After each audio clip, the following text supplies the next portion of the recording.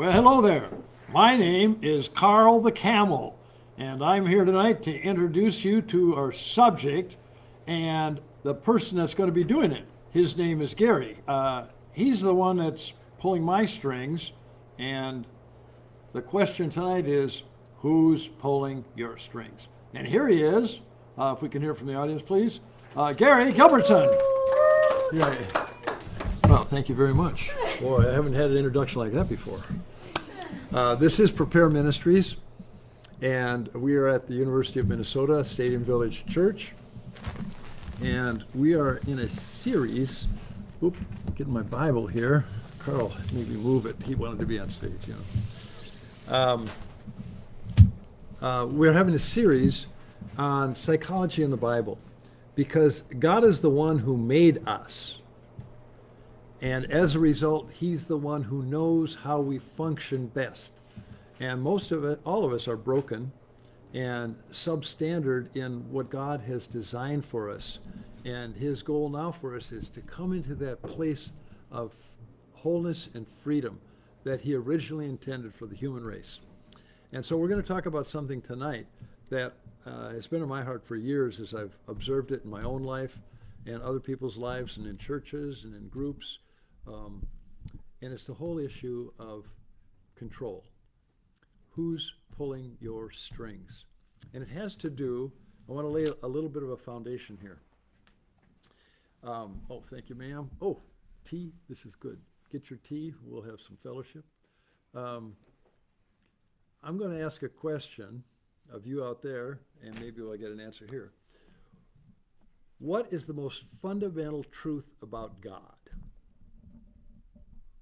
The most fundamental thing about God. Elise. He is love.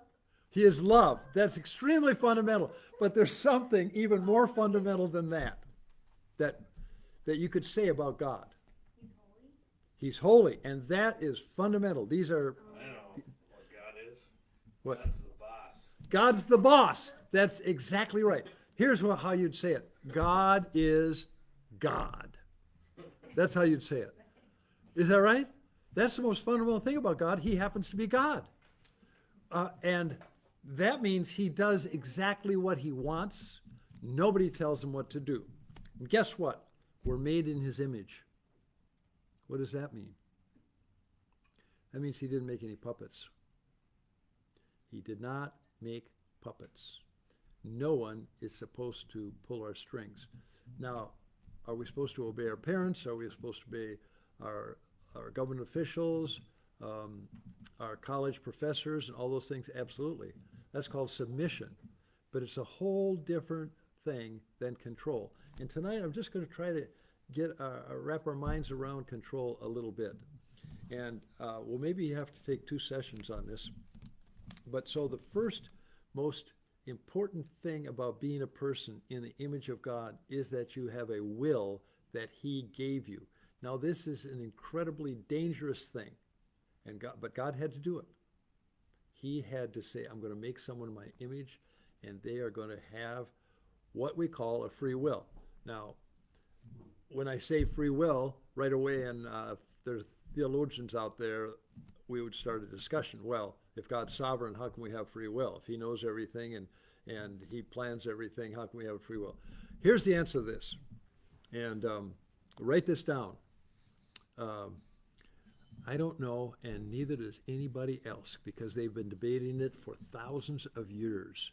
And if somebody thinks they're going to be able to figure out free will and sovereignty while they're living in time, they are sadly mistaken, and they're going to have a following of people who just want complete answers and want to understand everything in their head, and they'll go one way or the other. But the fact is, and I'll give you a word that has helped me when I kind of wrestled with this, and the word is antinomy. Antinomy is a compilation of 2 statements that are undeniable. You cannot deny. I don't care if you're a materialist, if you're an atheist watching this, and you're a determinist, a materialist, and you say everything is material. You don't live that way. Nobody lives like that. You live like you have a choice, and you get angry at people when they make bad choices around you. But if you were a total materialist, you'd say they have no choice. They had to hit my car. They had to date my daughter and drop her and break her heart. They had to do this because everything is just one thing hitting another. That's a total materialist, or that material is sovereign in one sense.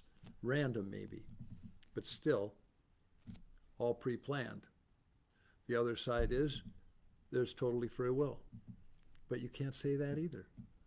You have to say both. There is a sovereign plan of God that does know everything and plan it. Not a materialist, but there's a person behind the universe, the creation. And then he gives free will. How can he do that? I do not know. We call that an antinomy. It's two statements. They're both undeniable, but they are irreconcilable. And at one time in your life, you're going to be leaning on the sovereignty of God, and in another, you're going to say, I've got a responsibility to make a choice here, and God sees it that way. Nobody goes to heaven without both happening. They're called by God, and they choose to receive that call. They work together. So we're not going to understand it tonight or in the next 1,000 years if Jesus doesn't come back. But we can have a word to say why we don't understand it. They're both true, but irreconcilable. Okay, so the importance of the will. It is the most significant first thing about human beings. We're made in the image of God, and we have the power to decide. I remember one of my dear friends, he might be watching, Jay and I were in Luther League together, and I think he was the president, I was a vice president, and we were having a late night philosophical discussion, and neither of us really knew God. We said we did. We confessed that we did when we got confirmed in the church we were, and it was a good church, but we didn't know God. And as we were contemplating that late one night with our feet up on his dad's 61 Chevy that he let us drive around at night. I don't know why he did that, but we had that beautiful new car driving around and philosophizing. And I remember him saying, Jay made the comment, it's an awful thing to have the free will to accept or reject God and have those consequences come because of a choice that we were given and we have to make. And I thought about that. And I did not choose for God at that moment. I thought I knew him already, but I didn't. I just knew about him.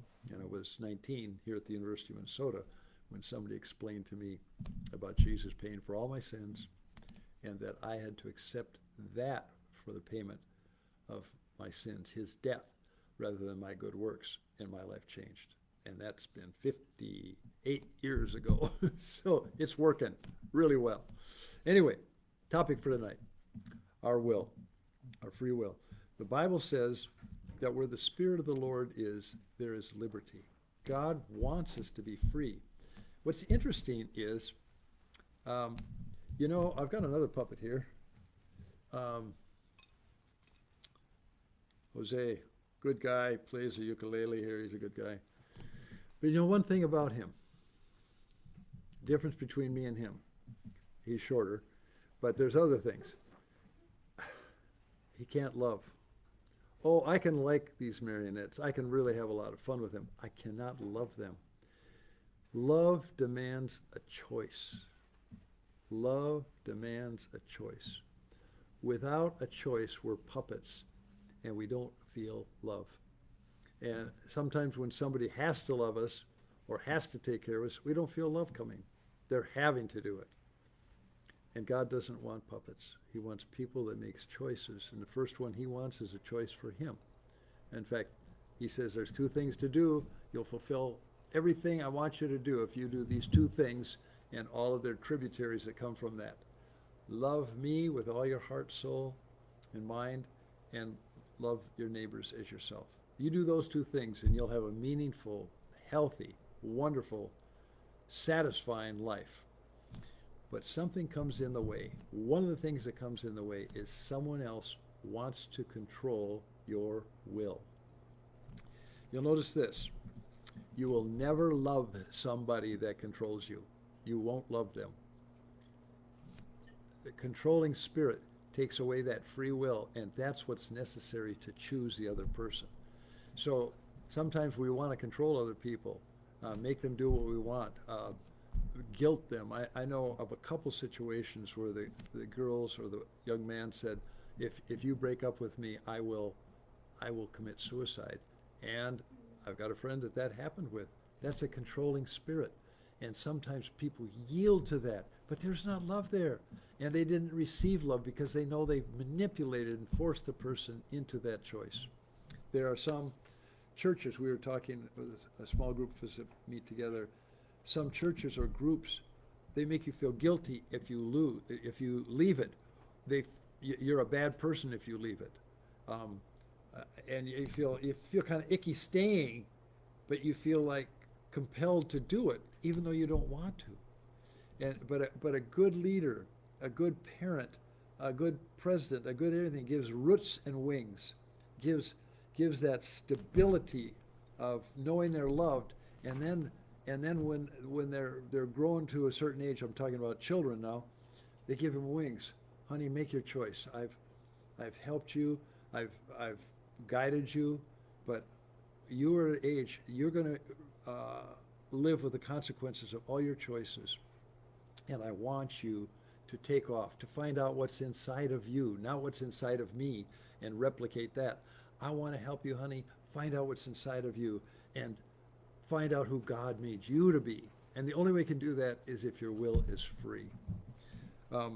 As I said, some groups just want to hold on. Some parents want to hold on.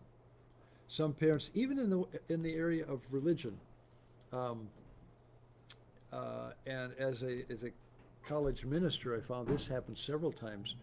We're raised in a certain tradition, as we should be. Our parents taught us what they believed, their values, their spiritual beliefs. They should teach that.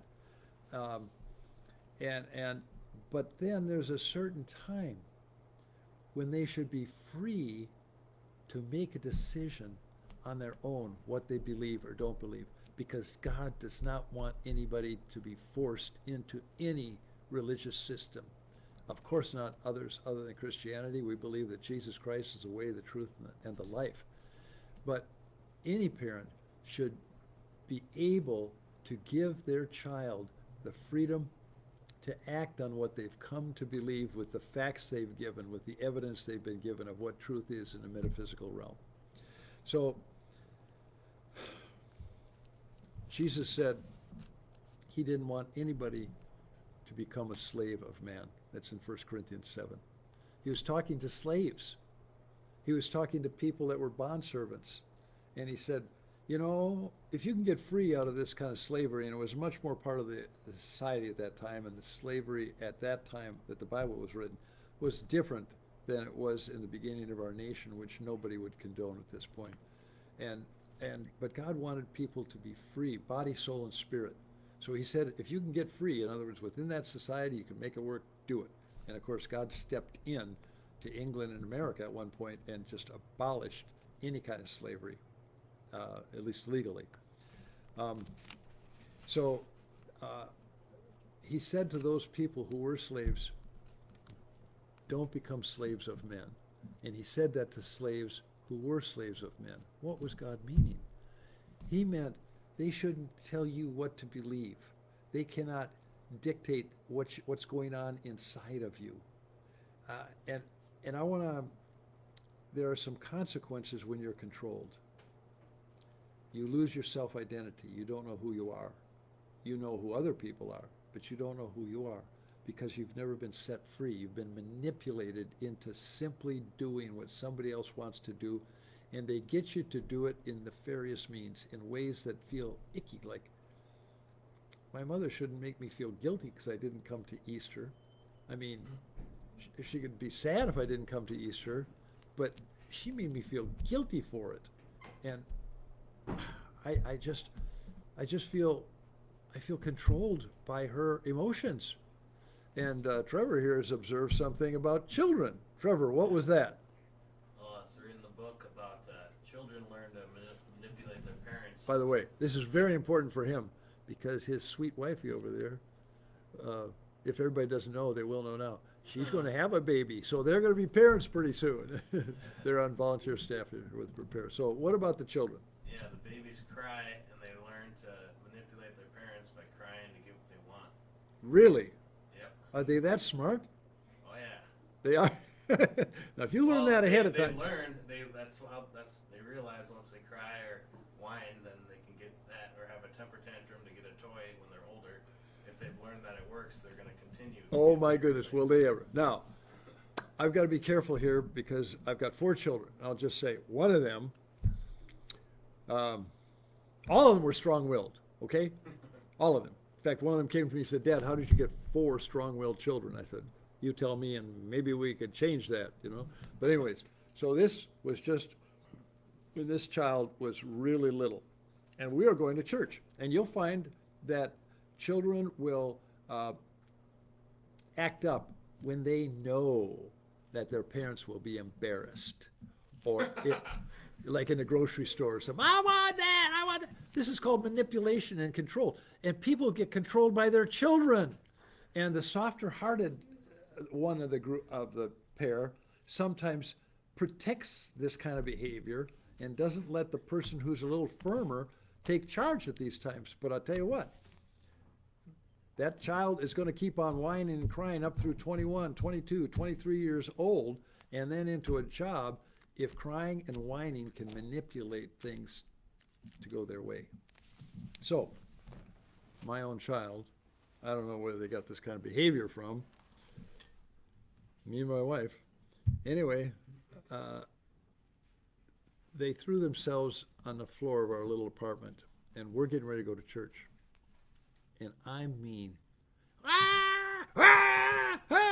just laying on the floor like that.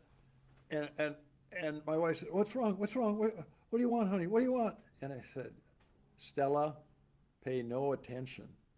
And the child grabbed her around the legs and kept on going. I said, honey, do not pay any attention. Now, I'm not sure what Dr. Spock would say if he's watching tonight, or his children, but that's the way we handled it, because I did not want my wife or me to be manipulated by this crying and whining.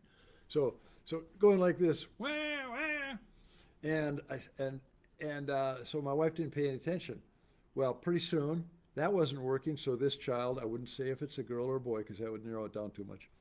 They grabbed onto my legs, and I was going to church. And I said, honey, by the way, if one of us has to stay home today, that's okay. We're not going to have this behavior. So I started walking out the door, dragging this child on my leg. I mean, I couldn't believe the persistence, because anger, crying, whining, emotional manipulation works so well. And guess what? Adults do the same thing. Adults do the same thing. I'm not sure I'm going to be able to.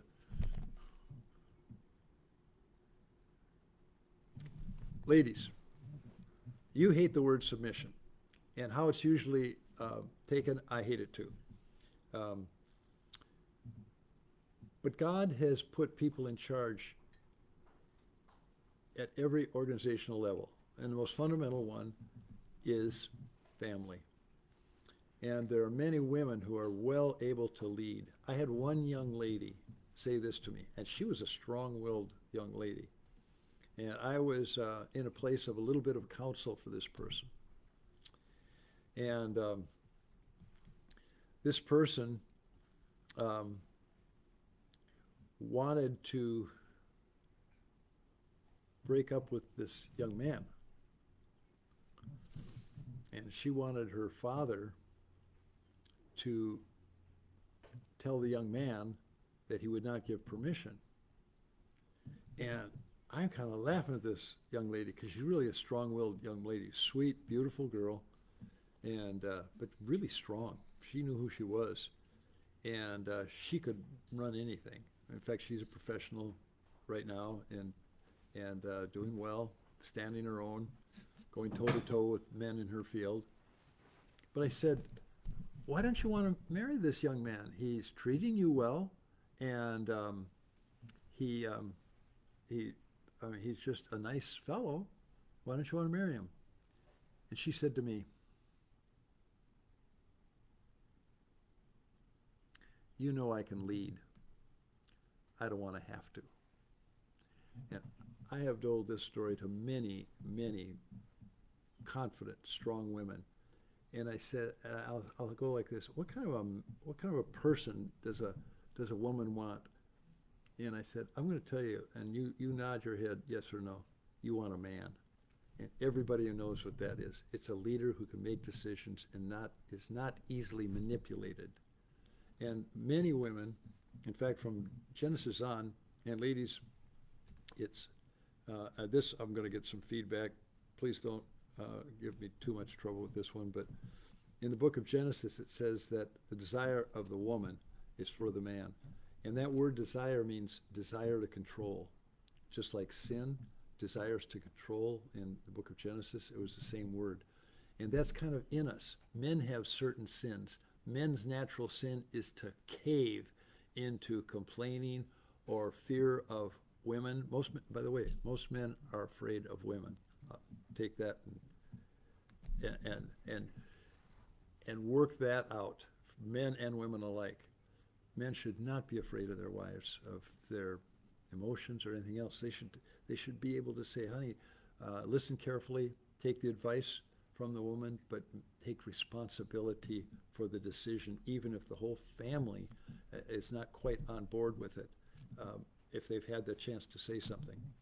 Anyways, it's in our sinful nature for the man to be passive and the woman to want to control that passive man. But if they do, both men and women, I'll tell you this, if a woman controls the man, she'll have no respect for him. And that relationship will not be as happy as they could make it. Will they make it? Maybe so. Depends on how the rest of their life goes. But the control is a killer for romance. It's a killer for love. It's a killer in families where children are controlled. It's a killer for businesses where somebody is in control. And here's the place it comes. I recently had a talk with a young man that I had an opportunity to mentor. One of the finest young men a person could imagine. Loved God. And he's in a very responsible position. And he said, I said, how's it going? He said, well, it's going good, except for one thing. The second person in charge, which happened to be a woman, it might have been a man, their opinion is what kind of runs the company, because they're real strong personality. And I said, I bet you have a real nice boss. He said, he's the nicest guy. I said, there's the problem. He is getting manipulated by the strength of that second person in charge. And you know what? Everybody else in that company was not happy because that one person who was not supposed to be in charge was really manipulating the company's direction. And it was ruining the enjoyment of these people because they couldn't get to the president where he really had the power to release them into their things. And this person had a prejudice for her, it happened to be a woman, her projects. And so a lot of their projects got turned down. Anyways, so what do we do if we feel like we're being controlled? The first thing is to acknowledge that person's manipulating me. That I'm feeling like a child around that person. They act like my spiritual life is not up to par, and I don't feel like I could be honest with them. I'd be afraid to tell them what I did. You're manipulated by a person like that. So one of the things to do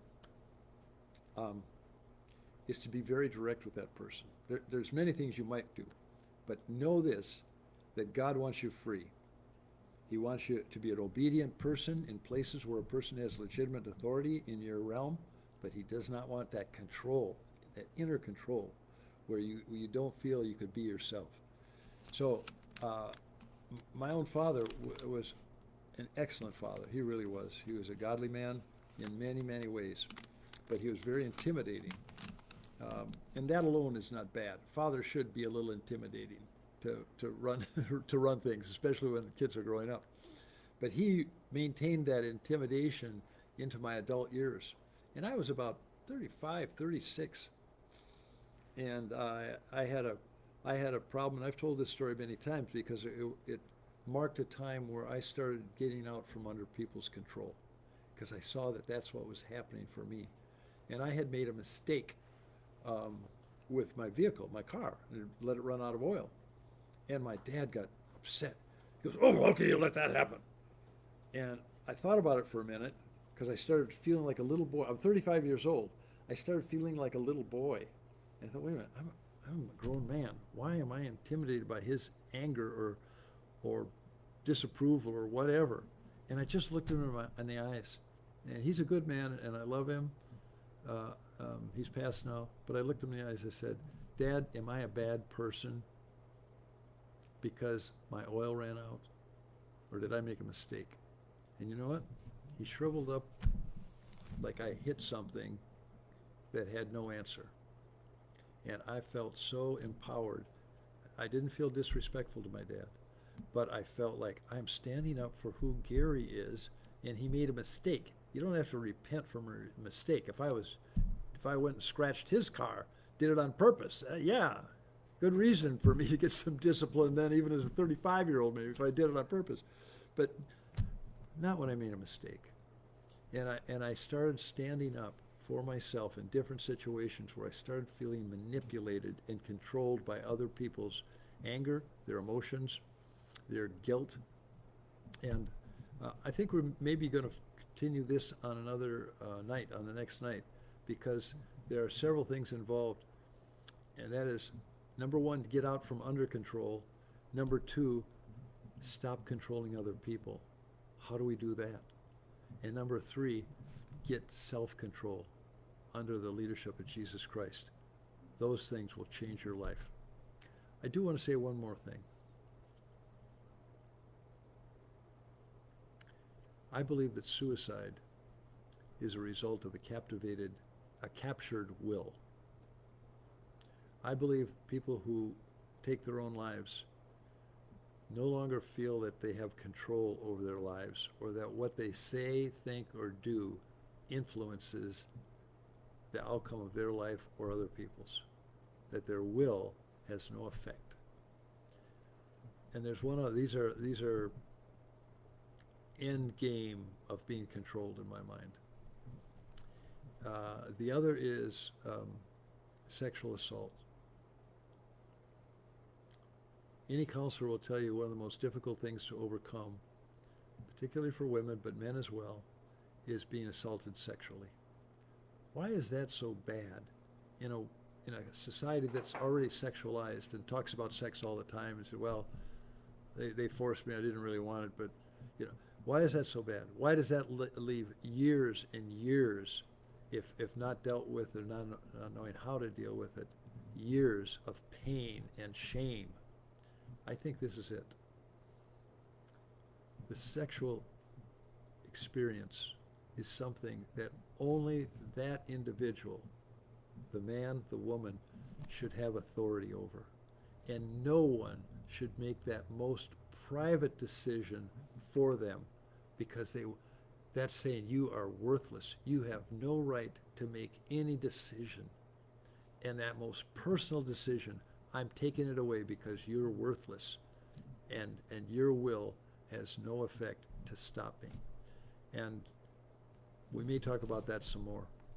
But God bless us all, and examine and see if you are controlled in certain area rather than led, or rather than submitting to authority. You're really being controlled by other people. It might even be a friend that's pretty close to you, but has a way of getting you to do what they want rather than what you want. God bless us all. Come again.